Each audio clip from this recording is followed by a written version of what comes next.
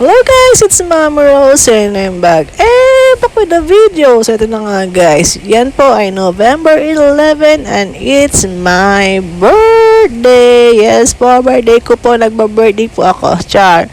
So yun na nga po, nagpunta kami sa Pandi, sa Amana Water Park dahil di pa po kami nakakapunta dyan at tinignan namin kung maganda nga po dyan. So 200 plus po yata yung adult and yung kids is 100 plus. Hindi ko na po sure dahil nung mga panahon po yun, ako po ay naaligagana. Yes po, kami lang pong apat ang nagpunta dyan. Si Papa, si Chichi, at sinama po namin si Kuya Zion. Dahil yan po ang aming panganay. Chardy po, anak po yan ng kapatid ko. So yun nga po, medyo konti lang po yung tao dyan dahil siguro kakagaling lang ng bakasyon nung nakaraang linggo.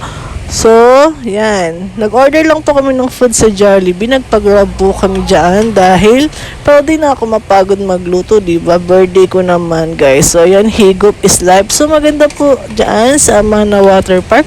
May wave pool po sila. At madami po silang pool na hindi ko na po na-video dahil ayoko po lumayo. Dahil wala pong bantay sa gamit. Ano pa ba ang purpose ko dito? Taga-bantay ng gamit. Charot.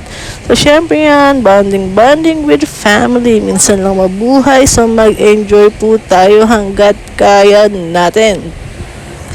So yan nga po, ang best thing dito is masaya ang aming chichi. Yan lang naman po talaga ang gusto namin, ang mapasaya ang aming bagets. So yan tatalon daw siya basic pero di naman nakatalon. Ano ba kuya sayang? Pero si chichi, ayan, tingnan nyo, uulit pa ho yan. Tingnan nyo, 1, 2, 3. Tatakbo yan palayo, tatakbo. Diba? Ang mahalaga ay masaya ang pamilya, kaya enjoy lang.